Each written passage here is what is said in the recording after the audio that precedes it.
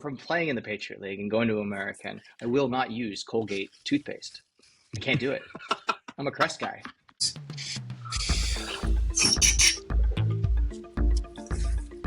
Welcome, everybody, to the PredictIt podcast. I'm Jacob Studwell. I'm here with Garth Yuckham. Garth, we're going to talk all things Trump. We're going to talk Trump truths. We're going to go over the Montana and Nebraska Senate markets. But first, I want to discuss our hats. Look at this beautiful tan hat I got on. I want to give these out to the people as well. I want everyone to be wearing them together. So please like, comment, subscribe on our YouTube video. Mention me on Twitter. I'll try to get in contact with you and send out some of these hats. So please follow along everywhere, but let's jump right into it. Let's start with Trump's approval ratings because, again, we can't have a conversation without discussing Trump. So obviously. No. It's on the move. It's on the move. Right now, our Trump RCP job approval rating on March 25th market, it's hovering around either 41.4% or lower, or between 41.5% and 41.7%. It's like 30 cents, 35 cents. It's kind of just living in that range. I think they don't know exactly what polls are going to be released. It's interesting which polls are on that RCP list and which aren't, because I was looking, I use 50+1 typically for my polling aggregation needs. They have an American Research Group poll that has like disapprove +29, and that's not on the RCP average. So you just got to watch out for like which ones are there and which ones aren't. And the one I want to dig into is that CBS News poll.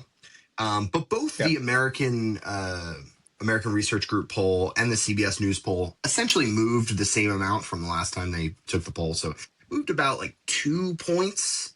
And that's kind of that's the next step, right? Move 2 points. But there's so much good, interesting stuff in the CBS News poll, which I think the polled around 3,000 people. So solid, good, healthy sample size, and ask a lot of really good questions. Very healthy. Military conflict with and let's actually, we'll flash it onto the screen right here so everyone can follow along.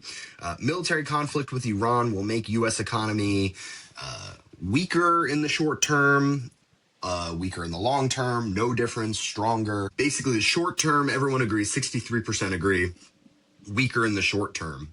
44% say weaker in the long term. You see those people essentially going down to stronger. It says a lot of people think, or 30% of people in America think that it's going to make our economy stronger in the long term. So that's actually, I think, a pretty positive note for President Trump. We have we're a net energy exporter, so why wouldn't we? I don't think that's what the people are thinking when they answer the poll question. No, I heard you. Okay. I don't think people are like, well, we export crude, so like obviously we're going to be stronger in the long term. I don't think that's the thought process. Just my opinion. This one's good. Should Americans be willing to pay more for gas during conflict with Iran?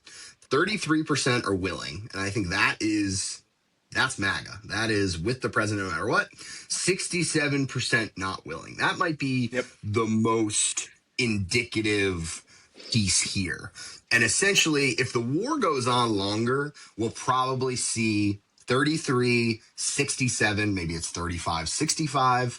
But I think that is the future if this war goes on. The key here is that things always move. I was going to say it changes every 5 seconds because the markets opened this morning and it was like all freak out.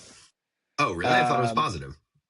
Oh, yeah, no, it was all freak out because obviously Donald was sleeping and couldn't be affecting the markets in Japan and Europe until he did wake up.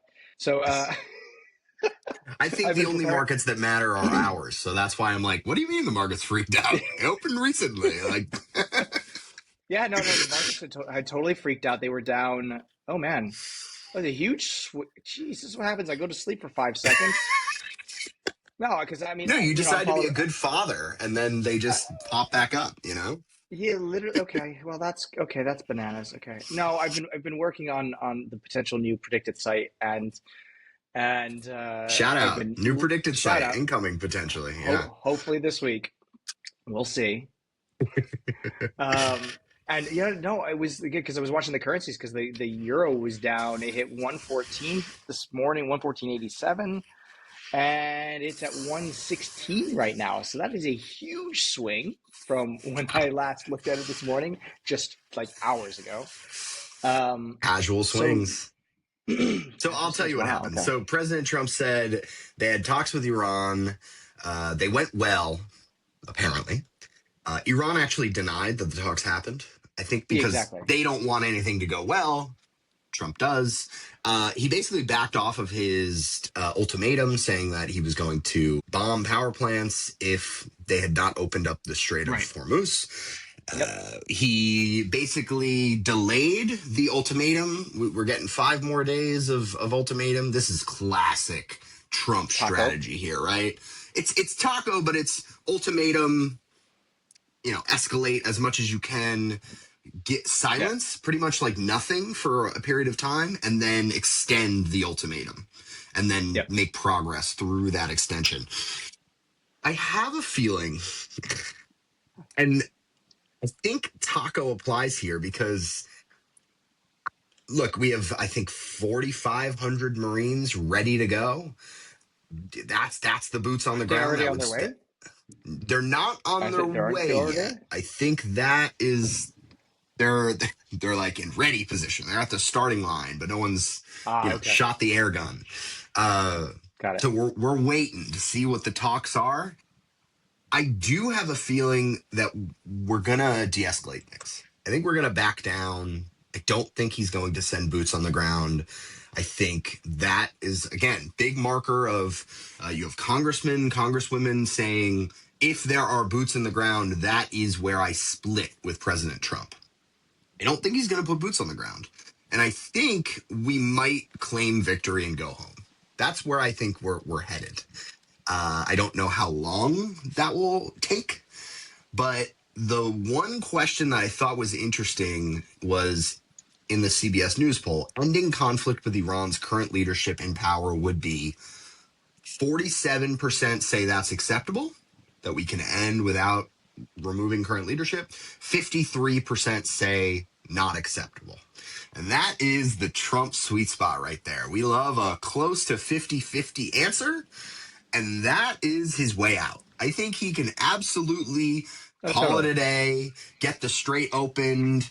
I don't even know if he needs to get nuclear commitments on specific amounts of enriched uranium. I don't think he needs to do much of that. I think he can really pull out, claim victory. We killed the Ayatollah.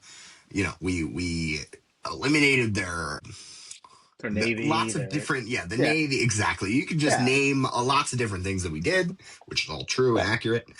And we can call it a day and go home, especially because when we see approve, disapprove, if the conflict lasts months, you have Yep. That's the 58% problem. disapprove, 42% approve, and then years is 88% disapprove. So Just he's 88. going to, yeah, no, he's going to love that sweet spot between months and years because a month, I don't know if you know, a year is 12 months. So there's a Yes. lot of, there's a lot of In gray consecutive. area. Right, right. So I don't know when we're going to call it a day and head out, but I think we have Kevin Hassett's quote, uh, like really the last of our concerns right now on consumer costs. Probably don't want to say that. That was an absolute doozy the other day.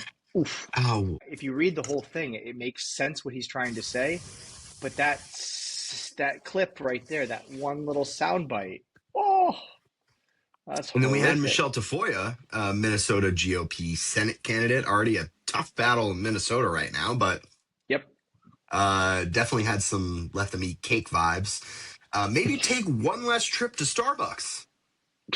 Let's just try to be Oh, patriots about this. Again, the only person who can say things like that is is Donald Donald Trump. Trump himself. That he can 100%. say the pencils line, maybe not 12 pencils, but one or two pencils. Um, but you can't say it as a GOP Senate candidate. You just No, that's you the can't. third rail. That is the third Yes. rail. And we see this all over the place. But what's important for the US to do regarding Iran? 92% say end the conflict as quickly as possible. That is the Hmm. most resounding top answer besides, what's your most important issue right now? Affordability, cost of living. That is that 92% number where it's like it literally Yep. can't get bigger than that. Yep. So I think we're going to move out. Now, again, do I know the timeline? No. I do think his approval rating will take a big jump if he ever decides to actually move forward and get out. We do have RCP Iran action approval rating on March 24th. Yep. That's already the lowest rung here. I mean, our brackets are usually very good. Shout out to the markets team. This was a tough one. Right now, the approval on the RCP average is 40.8. Our bracket's at 43.1 or lower, so we're like 2% lower than that. But if we do prop up another market here, I would actually look to tack on the upside here, especially with his DDHQ job approval rating, which is open for March 27th. I'd probably look to go on the three highest rungs here. I just think action is going to come. It's going to be spun positively, no matter what you say. And I think Yep. politicians probably have no choice but to say, this was a good act.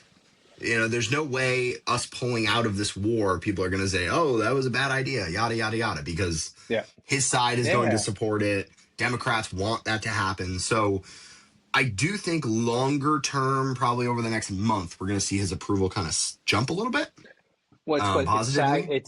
it's sagged 2 points since March in Yeah, Real Clear Politics. So right. yeah, there's definitely lots of room for it to just yo-yo back if we're Hmm. out of the conflict. Right, right. And, it won't be insanely yo-yoing. It will yo-yo back No. to what it was pre-war. Yep. Maybe even in December, something like that. Low 40s. Low 40s. Yeah, exactly. Low 40s. That's what he's looking for. So we'll see. The markets are positive today. They change more than our markets. I mean, the actual economic markets, they are way quicker to move than a prediction market. So predicted traders doing a great job. Shout out on Illinois, just killing it across the board. Predicted traders are just on it. I mean, they didn't really get anything wrong. No big flips at the end. Nope. They basically tracked the Stratton increase the last week. She was probably as low as it gets, something around like 35%, like a week before. But then they just Yep. kind of tracked her up and up and up. Seeing the money spent and the JB Pritzker campaigning, just Yep. The a super PAC. baller night for predicted traders. So really big congrats there. And I do want to celebrate the predicted traders. I have my new beautiful tan predicted hat. Garth's got his. I want to give out merch to the people. Please subscribe to youtube.com/@predictedofficial. Like this video. If it's a short, go ahead, click into the video, like it, subscribe, comment. I want to send you one of these hats, exclusive predicted merch right here. James Carville wore this hat Yep. on Stephen A. Smith show. Okay, this is Raging it's a Cajun. famous hat. I don't know if you know. Very This is a famous hat. So I want to give this out to the people. So please like, subscribe, comment. Why don't you follow me on Twitter? I'm handing out wins left and right. I mean, yesterday I saw Mark-Wayne Mullins' votes were kind of split across 52 or less, or 51 or 52 and 53 and 54. And I said, hey, this is at 54 cents right now. And we just had two senators flip. This is going to be 53 or 54. Right now it's at 80 cents. I called it at 54 cents. So go follow x.com/@predictitpod. Turn on notifications because you're missing out on money. I mean, I'm hitting these weekly now, Garth. I have something to tout I every know. single week. I know. I'm timing these, okay? You are missing out on the profit if you don't follow @predictitpod. I'm giving you the tips here. Come on, people. So reach out to me on Twitter as well. Maybe I'll give you one of these hats. Also, but let's connect. Let's wear the PredictIt merch. Let's show them off. Post them everywhere. We'd love to show them off. So let's move on to open Senate seats in Mm-hmm. Nebraska and Nebraska and Montana. Montana. I think these are super interesting. We love an independent candidate, just shaking things up, right? Let's let's take the two-party system. Let's throw it out, especially in Nebraska. I mean, we have Dan Osborne, who, by the way, both Nebraska and Montana voted for Trump by about 20 points. So that's the uphill climb we're dealing with. But we have Dan Osborne again, came very close last time around in the Senate, here back, and then we now have Seth Bodnar in Montana, Mm-hmm. also an independent candidate. I want to do a side by side on both of their websites. In terms of the situation in Nebraska, it got pretty interesting. We had the Democratic candidate Cindy Burbank was kicked off the ticket because the GOP said she was not a good faith candidate. She wasn't going to actually serve if she won the election. These are very like odd state specific laws. The court said, yeah, you're right, and they kicked her off the ticket. So if we look at the Nebraska Senate market, we've got 62 Yep. cents for the Republican, 38 cents for the independent Dan Osborne. So 38% chance Dan Osborne gets it done. Let's just take a quick look at what he's touting. So meet Dan Osborne. We're seeing Catholic high school, Navy service, 4 years abroad, Nebraska Army National Guard, family, Omaha. Very clear messaging, right? I'm a veteran. Mm-hmm. I love Nebraska.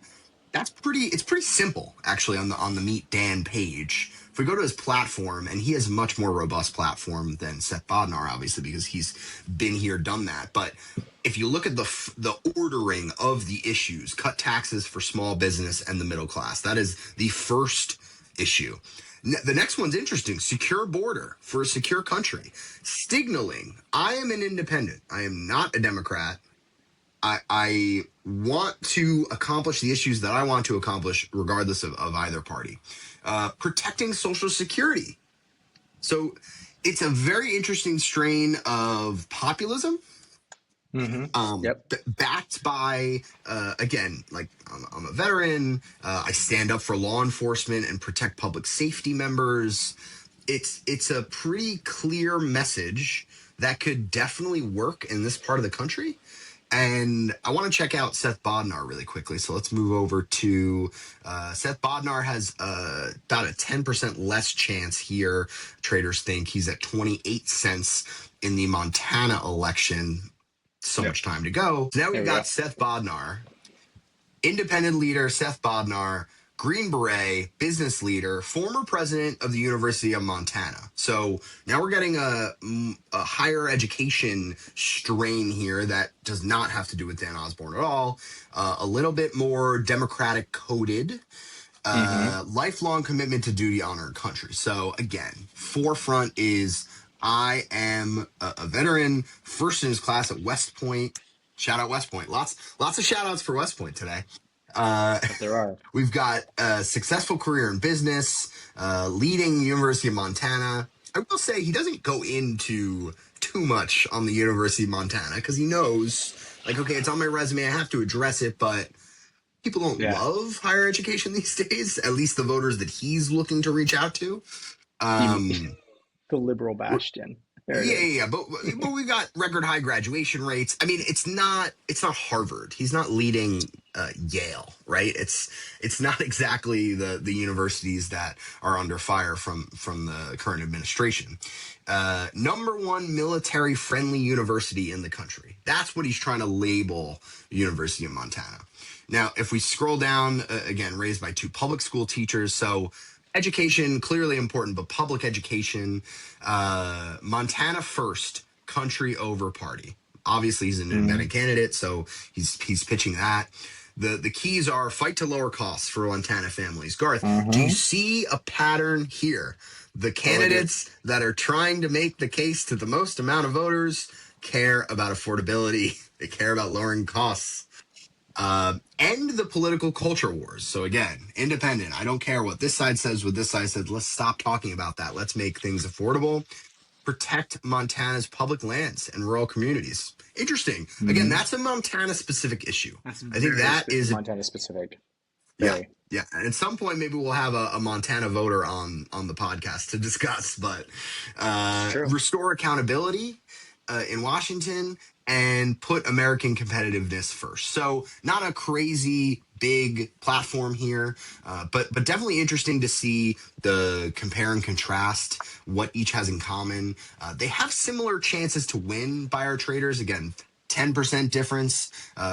Again, I would probably give Dan Osborne a higher chance on name recognition exclusively. He's been here, he's been on the ballot before, but let's track those two races because they are key in the Senate control.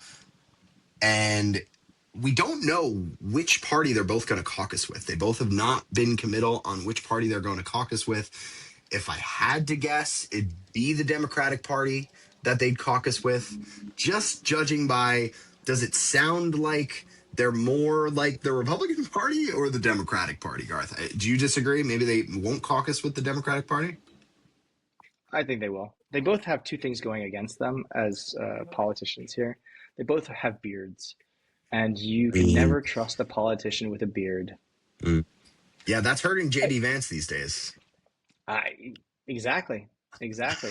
No, I think that Montana is a little bit of a is a little bit harder of a sell. You can also see how Bednar's his platform is a little bit more generic. He's Yeah. not leaning in as hard. Hmm. It's and then you've got a this is the Dane seat, right? Yes. Trump basically Danes dropped out at the very last second, and they whoever they tapped, Trump immediately endorsed, and so that's going to be an uphill climb in Hmm. Montana, Hmm.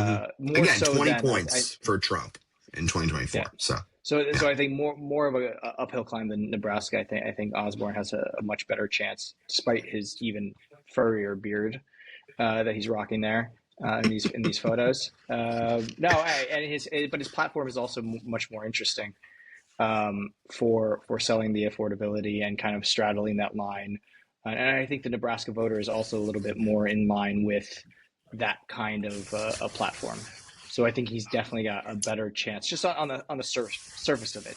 I mean, it's Hmm. still going to be an uphill climb no matter what Yeah, for both, for absolutely. both.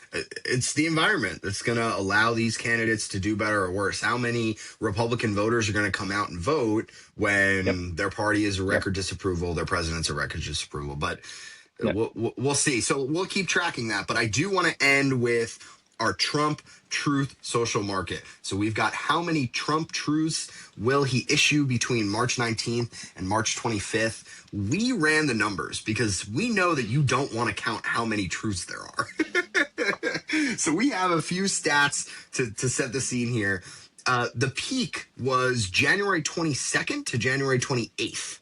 There were 309 Trump truths. Very active stretch. I guess there were a lot of executive actions, lots of tariffs going back and forth, foreign policy moves. So we had 309 in the peak. Then we had two other massive weeks, February 5th to 11th, February 26th to March 4th.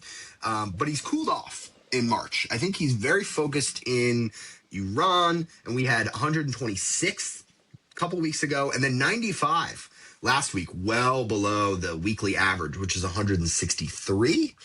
People Right. didn't think they were getting these stats today, but they're getting them right fast and quick. So we've seen a notable drop in activity. It seems like when he's focused on the war and maybe things are not going exactly how he planned, he doesn't tweet as much. We did have I'm calling them tweets, by the way. I said tweet, truth. They're interchangeable in my mind. You can see I don't call X, I call it Twitter. Everybody knows that. If you call it X, you're like paid by Elon Musk. I swear. That is allegedly. Let's not Allegedly. get sued, but Allegedly. so the special counsel for the Russia gate or the Russia investigation, we should call it. Robert Mueller died Yep. Friday night at 81. Mm-hmm. Trump posted Saturday. This is probably his most famous truth of his second term. I can't think of any that are like this iconic, like the Diet Coke tweet. Like, I've never seen a skinny person drinking Diet Coke. This is up there in the Hall of Fame. Robert Mueller just died. Good. I'm glad he's dead. Yeah. I mean, there's no gray here. There's no gray. It's interesting following the Charlie Kirk assassination, what happened there. So let's just lay it all on the line. That's the situation. Trump right now, I think, we've got 50-something truths this week so far. It looks like traders are very confident or more confident in 61 to 80 truths this week.